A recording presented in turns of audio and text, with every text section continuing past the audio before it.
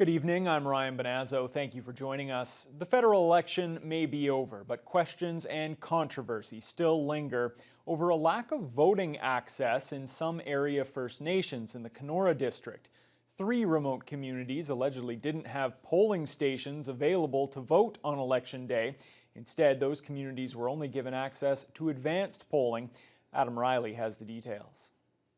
The most notable sight at some polling stations on Election Day were long lines. But in some remote First Nations here in the Northwest, there were no lines or polling stations for that matter. The NDP's Get Out the Vote coordinator Tanya Cameron says she was contacted by Pekangicum Chief Dean Owen, who says there was no polling station in his community Monday. Cameron contacted the region's returning officer, who stated Pekangicum requested an advanced poll due to the annual hunt in lieu of an Election Day station. I immediately messaged the chief, and he said, no, that's not what he agreed to. He requested the advanced poll. Apparently there are hunters that were going to be away, so they wanted to be able to vote, but not everyone hunts. So people remaining in the community were fully expecting to vote on Election Day. As it turns out, Pekangicum wasn't alone. It was one of 3 communities that only had advanced polls, the others being Poplar Hill and Cat Lake. On Thursday, Eric Malillo, who ran and won for the Conservatives in the Kenora riding, commented on the issue on social media, tweeting, "I am very concerned about reports that voters in certain northern polls may have received incorrect voting information from Elections Canada, agreeing there should be an investigation into what happened and that it never happens again." He says he isn't sure if Monday's outcome would be any different, but he does consider what happened very concerning. I'm not going to make assumptions about who someone who didn't vote would have voted for had they voted or anything like that. But obviously, it's not. This is not a situation we want to be in, and that Elections Canada wants to be in. We have to ensure that this is rectified, and of course, moving forward into the future to ensure that it never happens again. Another Election Day polling station snafu experienced by First Nations in the Kenora district happened in Grassy Narrows. According to Cameron, the polling station there didn't become operational until 1 p.m. Central Standard Time, leaving residents there only 7.5 hours to cast their vote, unlike the rest of Canada, which received 12 hours. And so that was a late open. Chief Fobister had requested that it close later since it opened late, and that was denied. An Elections Canada spokesperson insists they had a deal in writing with the 3 First Nations to hold their vote on the 13th instead of regular voting day at their request due to the start of hunting season. Officials in Cat Lake and Pekangicum were not available for comment. Adam Riley, TBT News. Local drivers looking to book a road test are getting more and more frustrated over continued lengthy delays. There are no appointment times available here in Thunder Bay until at least the middle of next year. That's forced many young drivers to book their tests in other municipalities. Mitchell Ringos reports. Thunder Bay resident Casey Peaver needs to upgrade her license from a G2 to a full G by the end of the year when her temporary license expires. She's been trying repeatedly to book an appointment, but she says the drive test website hasn't had a single date available for weeks. Her employment is dependent on it as she drives at-risk youth around every day, and losing her license would be absolutely devastating. I'm taking, again, time out of my workday, time at home with my family to sit on a computer constantly every single day trying to get into this booking system, and the looming frustration of, will I have this rectified by December 31st like my government has asked me to, and maybe not, and lose my job. An MTO spokesperson says drive test appointments are only bookable 6 months in advance, and they encourage people to regularly check the website as new blocks of road test appointments are added throughout the week. Many people have been traveling to other drive test facilities in Nipigon, Fort Francis, or Dryden as their only option. Local MPP Judith Monteith Farrell says it feels like getting a driving test right now is like winning the lottery. And she says something finally needs to be done, especially for people who depend on driving. They need to staff up and get this situation underway. There must be innovation, and there needs to be a prioritization of people who are actually need their license to work. A situation where a person cannot work because they don't have their license and the government is has nothing in place to assist them is wrong. The MTO says Drive Test is unable to prioritize customers due to the high demand for road test appointments. The spokesperson says the agency is increasing the number of drivers examiners at the Thunder Bay facility by 75%. And new temporary drive test centers are being opened by the province. So far, none of those are here in the Northwest. Mitchell Ringos, TBT News. Turning to COVID-19 now, once again, there are no new cases being reported by the Thunder Bay District Health Unit today. There are still 2 active cases across the district. There are 3 new cases today in the Northwestern Health Unit's catchment area. 2 are in the Dryden-Red Lake region. However, one of those is already considered to be resolved. There's also a new case in the Rainy River District.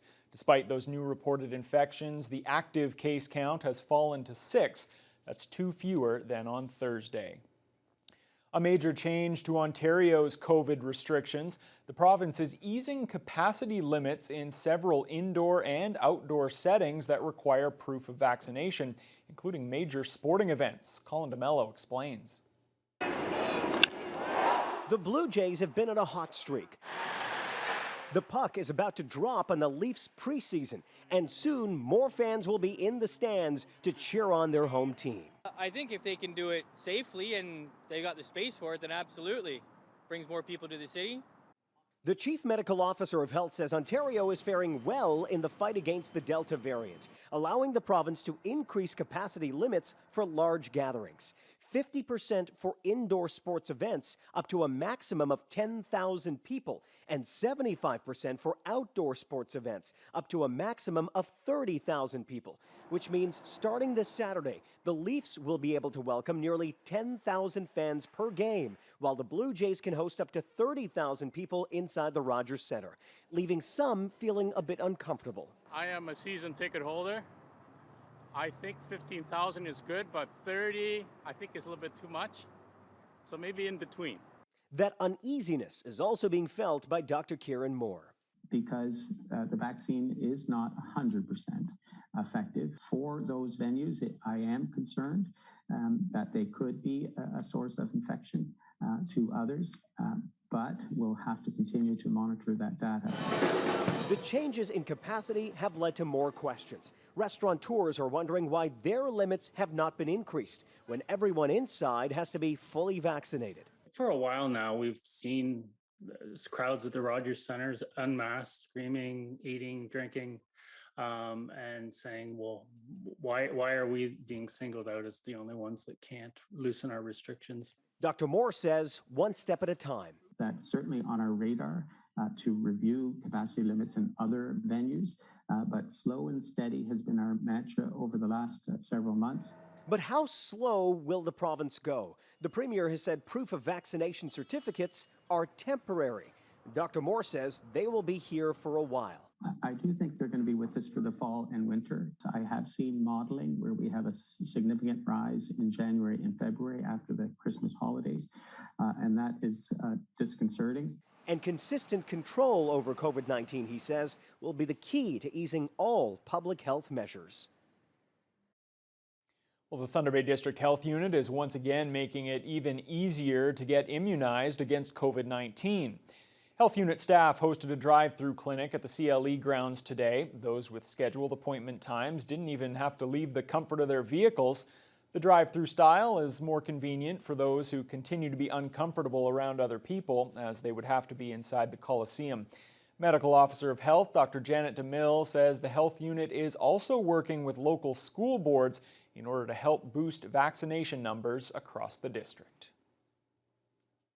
Working with those schools and school boards to offer basically school-based clinics that might be outside, and then inviting others in the neighborhood to be able to come in, as well as students and their parents and staff and whoever, and have had success with those. A pop-up clinic will also be held tomorrow at Intercity Shopping Centre from 1 to 4 in the afternoon. It's available to anyone born in 2009 or earlier. One of Thunder Bay's largest employers, the Thunder Bay area's largest employers that is making COVID-19 vaccinations mandatory for all staff. Officials from Impala, Canada are implementing the policy as of November 2nd at its Lac des Îles mine off of Highway 527 and its corporate offices. So far, 85% of the mine team members have been fully vaccinated, as have 100% of management and office staff. Employees have been getting $100 gift cards for getting the shot. But now, given the pandemic's fourth wave and with a close-knit workforce at a higher risk of COVID transmission, company officials say they have to take every possible step to ensure the collective wellness of their team. Staff had until Tuesday to get their first dose and until October 19th to get their second shot. Those with medical or other legally qualified exemptions are being accommodated on a case-by-case basis. Thunder Bay's new roundabout officially opens tomorrow, and today local drivers and pedestrians got a chance to stop by for a final pop-up education session to learn how to use it. City staff were on site at the Northwood Mall parking lot from 1 to 3 this afternoon. They showed drivers an educational video and answered questions about how the roundabout was designed to try to ensure safety, minimize delays, and limit fuel consumption. Motorists then got to try it out for themselves in a controlled environment. City project engineer Matthew Miedema says these information sessions are very important for motorists and for pedestrians to ensure that everyone is safe. A lot of people comment they love roundabouts, they think they work very well, but they fear Thunder Bay drivers don't know how to drive them. So that's why we're making a big effort to have these educational days to help educate the public and drivers who maybe aren't comfortable with it, to just come out and try it and drive it out. And city staff is here to answer any questions, give advice, and just to get the message out there how to drive properly. I think most people are accepting of the change of it, and I think it's really important that we have some kind of change. Roundabouts have been in other cities for a very long time. We're just kind of behind the times here. I hate to say that, but you know, hopefully it'll all go really well. I think it's a great thing, definitely for keeping traffic flow and everything, because I know sometimes traffic can get kind of congested, so any way to make traffic flow better is really great, and it makes more time to, you know, get from point A to point B. Miedema says all that's left to do now from a construction standpoint is to add traditional plants in the center of the roundabout to represent the colors of the Indigenous medicine wheel. The plants are being grown at the conservatory and should be planted next spring. With the federal election now behind us, students across the country, including those here in Thunder Bay, want political leaders to get back to work tackling climate change. Climate change has got to go! 5, 6, 7, 8! How much longer can we take? Superior High School students were among those who staged a Fridays for Future rally outside their school over the lunch hour today. Dozens of teens took to the street chanting and waving signs calling for immediate action to address the crisis. Student organizer Rory Smith says politicians need to take the issue seriously, as well as the young people who are trying to make a difference. We're going to be the future leaders of our country, and also we're the biggest voting population, so if we get people to support this, it's very important. I think everyone should be aware about the issue. It's huge everywhere, like we've seen the flooding in Germany, the forest fires all over Canada. It's something that impacts everyone, so we really need to have awareness for it. Similar Cliven events took place across Canada and around the globe today ahead of a major UN climate conference next month. We'll have more on the protests later on in the NewsHour. Well, Fiona, all day long from the time I was up first thing this morning, it felt like it was going to rain, it smelled like it was going to rain, but never really did come. Yeah, we did have a very brief shower, and literally if you were in the wrong part of the city or maybe you blinked, you might have missed it, but there was a little bit of rain, and it was definitely cooler than it has been, a low of 4, a high of 15. But it was the wind that seemed to really grow throughout the day. Started out very light, 7, 8 kilometers per hour from the southwest. This afternoon, though, it's been kicking up a notch to about 40 kilometers per hour at times. So definitely that's building in as a system moves through. What's happening at the moment to the west is a lot of sunshine. They're enjoying it in Fort Frances, 15 and sunny skies, so similar temperatures, just a lot brighter. 13 in Kenora, 14 in Dryden. As you head up into Red Lake, though, you can see the clouds have been building in. It's quite dark right now, and they are waiting for some rain. They're at 12 there. Sioux Lookout at 13, 10 in Armstrong, 17 at this hour in Greenstone under mostly cloudy skies. Got a little pocket of warmer air, but that's not going to last long. 13 in Marathon and Sault Ste. Marie. They too are still enjoying some sunshine, and hopefully they will really enjoy it for the next few hours because it's going to be a wet weekend for this side of Lake Superior. They're currently at 19 Celsius. Now, here in the city of Thunder Bay, it's going to be another seasonably cool evening, but we could still see a chance of that rain, that potential that you've been smelling and feeling in the air could still fall. Then once that moves out, we're looking at some cloudy skies, winds starting to taper off, and all in all, it's going to be one of those 50-50 weekends. I'll have more details explaining all that is going to be happening later on in the News Hour. Thanks a lot, Fiona. Well, Meng Wanzhou is now free to return home to China. Remember, she's been under house arrest here in Canada for about 3 years. That was at the request of the U.S., but her lawyers have struck a deal with U.S. prosecutors. What does it mean for the two Michaels who are detained in China? Well, that's still unclear. We'll have the details as our News Hour continues. Meng struck a deferred prosecution agreement with the U.S. Department of Justice, allowing her to plead not guilty.